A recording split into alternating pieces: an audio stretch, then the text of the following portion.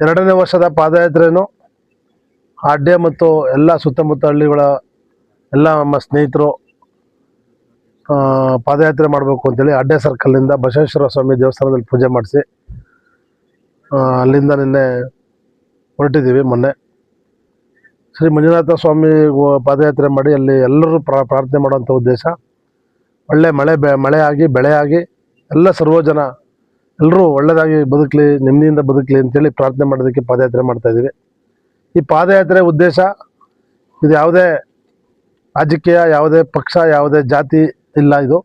ಇದು ಜಾತ್ಯತೀತವಾಗಿ ಪಕ್ಷಾತೀತವಾಗಿ ನಡೆಯುವಂಥ ಪಾದಯಾತ್ರೆ ಇದು. ಅದಕ್ಕಾಗಿ ತಾವೆಲ್ಲ ಇಲ್ಲಿ ಸೇರಿಕೊಂಡು ಇಷ್ಟೊಂದು ದೊಡ್ಡ ಮಟ್ಟದಲ್ಲಿ ಪಾದಯಾತ್ರೆಯನ್ನು ಯಶಸ್ವಿಯಾಗಿ ನಡೆಸಲಿಕ್ಕೆ ಕಾರಣಕರ್ತರಾಗಿದ್ದಾರೆ. ಇವತ್ತು ಎಲ್ಲರೂ ತುಂಬ ಚೆನ್ನಾಗಿ ನಾವು ಪಾದಯಾತ್ರೆ ಹೋದ ಬಾರಿ ಹಮ್ಮಿಕೊಂಡಾಗ ನಮಗೆ ಸ್ವಲ್ಪ ಭಯ ಇತ್ತು, ನಾವು ನಡಿತೀವಿ ಅಷ್ಟು ದೂರ ಅಂತ. ಆದರೆ ಎಲ್ಲೋ ಒಂದು ಕಡೆ ಯಶಸ್ವಿಯಾಗಿ ನಡೆದಿತ್ತು. ಆದರೆ ಈ ಬಾರಿ ಇನ್ನೂ ಚೆನ್ನಾಗಿ ಎಲ್ಲರೂ ತುಂಬ ಚೆನ್ನಾಗಿ ಪಾದಯಾತ್ರೆಯನ್ನು ಮಾಡ್ತಾಯಿದ್ದಾರೆ. ಯಾಕೆಂದರೆ ಅವ್ರಿಗೆ ಎಷ್ಟೇ ಕಾಲು ನೋವು ಬರಲಿ, ಎಷ್ಟೇ ನೋವುಗಳಿದ್ರೂ ಸಹ ಬೆಳಿಗ್ಗೆ ಎದ್ದು ಪಾದಯಾತ್ರೆಯನ್ನು ಮಾಡ್ತಾಯಿದ್ದಾರೆ. ಎಲ್ಲರೂ ಖುಷಿಯಾಗಿ ಭಾಳ ಸ್ನೇಹಿತವಾಗಿ ಎಲ್ಲರೂ ಈ ಪಾದಯಾತ್ರೆನ ಮಾಡಿ ಎಲ್ಲ ಕುಟುಂಬದವ್ರಿಗೂ ಎಲ್ಲರೂ ಇಡೀ ನಮ್ಮ ರಾಜ್ಯ ನಮ್ಮ ಒಳ್ಳೆಯದಾಗಲಿ, ಬೆಳೆ ಕಾಲಕ್ಕಾಗಲಿ ಆ ಮಂಜುನಾಥ ಸ್ವಾಮಿಯಲ್ಲಿ ಪ್ರಾರ್ಥನೆ ಮಾಡಿ ಈ ಪಾದಯಾತ್ರೆ ಇನ್ನೂ ಸುಮಾರು 80 ಕಿಲೋಮೀಟ್ರ್ ಇರೋದ್ರಿಂದ ಇನ್ನೂ ನೀವು ಹೆಚ್ಚಿನ ಶಕ್ತಿಯನ್ನು ತೋರಿಸ್ಬೇಕಾಗುತ್ತೆ, ಇನ್ನೂ ಪಾದಯಾತ್ರೆ ಮಾಡಬೇಕಾಗುತ್ತೆ.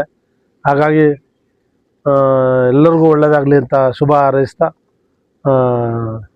ನಮ್ಮ ಸತೀಶ್ ಅವರು ಇದನ್ನು ಚೆನ್ನಾಗಿ ಪ್ರಚಾರ ಮಾಡ್ತಾಯಿದ್ದಾರೆ. ಮತ್ತು ಎಲ್ಲ ನಮ್ಮ ಅಡುಗೆ ತಂಡದವರು ಚೆನ್ನಾಗಿ ಎಲ್ಲರಿಗೂ ಆಹಾರವನ್ನು ಒದಗಿಸ್ತಾ ಇದ್ದಾರೆ.